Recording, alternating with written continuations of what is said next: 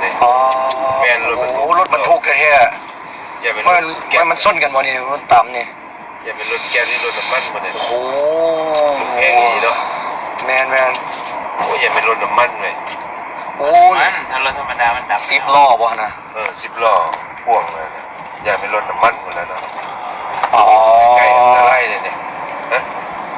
เชื่อม เอาจะได้ครับกายให้แล้ว ได้ถ่ายดูเยอะเลย อันนี้ อ๋อ แต่ว่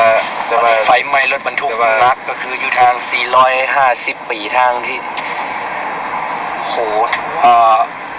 ไหม้ยางหุนแหงเลยบอกว่าไหม้รถบรรทุกไปเลย รถน้ำมัน แต่สงสัยก็คือน่าจะเป็นไฟไหม้รถน้ำมันเจ้าไฟได้ลุกแหงเป็นตะยานในลีนะบอกว่าโซเฟอร์หรือว่า